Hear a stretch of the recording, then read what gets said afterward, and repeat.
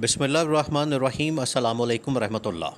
जिस तरीके से आसिफ अली जरदारी के ख़िलाफ़ महाज खोला जा रहा है और उन्हें घेरने के लिए मुख्तलिफ़ लोगों को बीच में मैदान में उतारा जा रहा है। आसिफ अली जरदारी ऑलरेडी रडार के ऊपर है और उनके ख़िलाफ़ मुकदमात, उनके ख़िलाफ़ मीडिया ट्रायल और उन्हें हटाना मकसद पीछे क्या? ये जो आजकल आपको मीडिया ट्रायल, जिसको आप सोशल मीडिया ट्रायल भी कह सकते हैं, वो जो शुरू किया गया है, ये बाकायदा एक कैंपेन है, एक प्रोपेगेंडा मशीन है। वहाँ से ये कैंपेन रन की जा रही है आसिफ अली जरदारी के ख़िलाफ़। मकसद ये है कि आसिफ अली जरदारी को हटाया जाए, उसके लिए चाहे कोई भी हरबा हथकंडा इस्तेमाल करना पड़े। जिसमें जो पहली स्टेज होती है वो होती है कि आपने मीडिया कैंपेन शुरू करनी है। आहिस्ता आहिस्ता फिर उन्हें घेरा जाएगा, उनके ख़िलाफ़ लोग लॉन्च किया जाएंगे, फिर 28वीं तरमीम के ज़रिए से उन्हें मुकम्मल तौर पर ख़त्म कर दिया जाएगा। ये तो आसिफ अली जरदारी के ख़िलाफ़ आप ज़रा इमेजिन करें कि आज से 2 साल पहले यही आसिफ अली जरदारी, जो कि गवर्नमेंट बनाने में, हुकूमत बनाने में आगे था और इमरान खान को निकालने में, इमरान खान के ख़िलाफ़ अदम एतमाद लाने में आगे था, आज उसकी हालत क्या है कि आज एस्टैब्लिशमेंट ने उससे हाथ खींच लिया है और मुकम्मल तौर पर इसको माइनस करने का फ़ैसला कर लिया।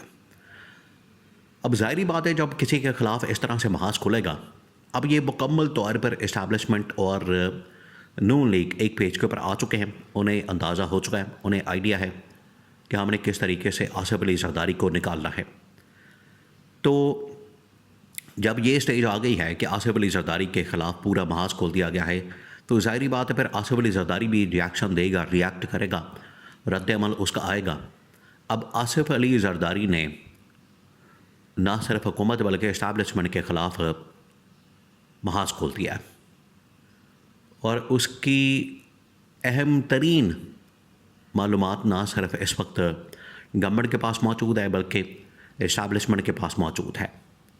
क्योंकि अभी फ़ैसला किया गया है पार्टी लेवल के ऊपर, टॉप जो उनकी कमांड है पार्टी की, उन्होंने फ़ैसला कर लिया कि अब हमने किसी सूरत भी डिफेंसिव मोड के अंदर नहीं जाना और मुकम्मल तौर पर ऑफेंसिव एक लॉन्च करना है।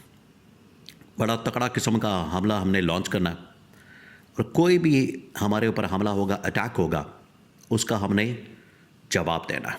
ये अब पीपल्स पार्टी ने फ़ैसला किया और पहले रद्द अमल के तौर पर उन्होंने क्या किया, उन्होंने जैसे ही मलिक रियाज के गर्द घेरा तंग करना शुरू किया, ये पहला मोहरा है जो कि इस्टेब्लिशमेंट को, गवर्नमेंट को लगता है कि अगर हम इसके ऊपर हाथ डालते हैं तो इसके ज़रिए से हमें 2 फ़ायदे हासिल होंगे। एक तो ये कि हम मलिक रियाज को ट्रैप करेंगे, मलिक रियाज को ट्रैप करके तो वहाँ से कुछ पैसे हासिल कर लिए जाएंगे। नंबर 2, इसके ज़रिए से हम 2 शिकार करेंगे। नंबर 1 उसमें आसिफ अली जरदारी जो कि इस वक्त सिटिंग प्रेसिडेंट है। नंबर 2 इमरान खान जो कि अडयाला जेल के अंदर मौजूद है। तो दोनों के ख़िलाफ़ हम क्या करेंगे, वादा माफ़ गवाह बना लेंगे मलिक रियाज को, और मलिक रियाज को ना सिर्फ वादा माफ़ गवाह बनाएंगे बल्कि उससे पैसे भी वसूल कर लिए जाएंगे। तो इस तरह से दोहरा फ़ायदा होगा मलिक रियाज से। इसी वजह से इस्टेब्लिशमेंट ने और नून लीग ने मलिक रियाज के ऊपर हाथ डाला, वरना 25 साल, 30 साल, 35 साल, 40 साल, तकरीबन 40 साल हो चुके हैं, 40 से 50 साल कि मलिक रियाज पाकिस्तान के अंदर काम कर रहा है, प्रॉपर्टी बिजनेस के अंदर मौजूद है, लेकिन आज तक उसके ऊपर हाथ नहीं डाला गया। तो अब 40 साल बाद इनको याद आया है कि मलिक रियाज बड़ा करप्ट आदमी है, मलिक रियाज बड़ा 2 नंबर आदमी है, मलिक रियाज बड़ी लूट मार करता है, मलिक रियाज पैसे लूटता है, मलिक रियाज मनी लॉन्ड्रिंग करता है। आज इनको ये याद आया है, आज सिर्फ इस वजह से याद आया है कि उससे फ़ायदा हासिल करना है। तो जब भी किसी का फ़ायदा हासिल करने के लिए किसी से ज़रूरत पड़ती है तो तब इस तरह की साजिशें, इस तरह के मंसूबे, इस तरह की प्लानिंग की जाती है जो आज मलिक रियाज के ख़िलाफ़ करके आसिफ अली जरदारी को और इमरान खान को टारगेट करने की कोशिश की जा रही है। लेकिन उधर से मलिक रियाज की जानिब से और आसिफ अली जरदारी के बहुत सारे टॉप पीपल्स पार्टी के लोगों की जानिब से ये पैगाम आ गया है। उन्होंने ये मैसेज पहुंचा दिया है कि ना हम ट्रैप होंगे, ना हम डरने वाले हैं, ना हम झुकने वाले हैं, ना हम सरेंडर करने वाले हैं। देखिए, ये इस तरह का जो लम्हा, इस तरह का जो वक्त है जो इस वक्त पीपल्स पार्टी के ऊपर, आसिफ अली जरदारी के ऊपर आने वाला है, उन्होंने पहले ही भांप के इस चीज़ का तहैया कर लिया कि हमने भी इमरान खान के नक्शे कदम पर चलना है। अगर हमने सर्वाइव करना है, ये सर्वाइवल की थ्योरी में ये बड़ा अहम तरीन एलिमेंट है, बड़ा अहम तरीन फैक्टर है कि अगर आपने सर्वाइव करना है तो फिर आपने उसी किस्म का जवाब देना है। सियासत के अंदर हमेशा ये होता है कि जब आपने सर्वाइव करना है, सियासत में आपके ऊपर हमले होंगे, तो जब तक आप उसी किस्म का हमला नहीं करेंगे उतनी देर तक आप सर्वाइव नहीं कर सकते। इस वजह से आसिफ अली जरदारी ने सियासत के अंदर वही सर्वाइवल का जो उसूल है, थ्योरी है, उसको अप्लाई करने का फ़ैसला किया कि मेरे ऊपर जो हमले किए जा रहे हैं, जवाबन अब इसी किस्म का हमला किया जाएगा और गवर्नमेंट को, इस्टेब्लिशमेंट को नहीं छोड़ा जाएगा। अब इस्टेब्लिशमेंट के ऊपर हमला करना तो इतना आसान नहीं है, क्योंकि एक मरतबा आसिफ अली जरदारी ने एक जलसे के अंदर खड़े होकर ये कहा था कि मैं इस्टेब्लिशमेंट की ईंट से ईंट बजा दूँगा। फिर 4 साल तक आसिफ अली जरदारी नज़र नहीं आया था, फिर इसकी ईंट से ईंट बजा दी गई थी।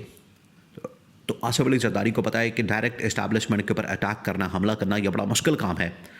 इस वजह से आप एक काम करें कि आप इसका जो मोहरा है, या जिसके अंदर इस्टेब्लिशमेंट, वो तोता जिसके अंदर इनकी जान है, उसकी गर्दन मरोड़ दी जाए, और वो है शहबाज शरीफ।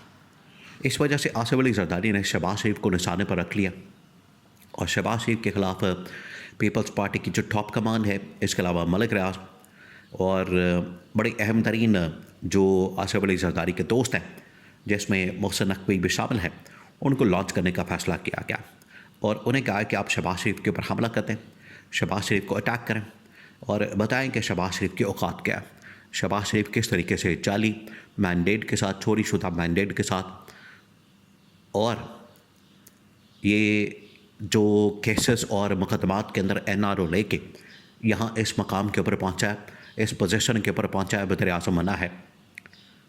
तो अब असल में शहबाज शरीफ को उसकी औकात दिखाना शुरू कर दी गई है और यही वो इस्टेब्लिशमेंट का मोहरा है, यही वो इस्टेब्लिशमेंट का तोता है जिसके अंदर इस पूरे निज़ाम की सेटअप की जान है।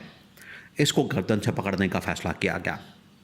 तो आसिफ जरदारी ने मलिक रियाज के ज़रिए, अपनी पार्टी के ज़रिए, मोहसिन नकवी के ज़रिए, तमाम लोगों के ज़रिए शहबाज शरीफ के ख़िलाफ़ महाज खोल दिया है।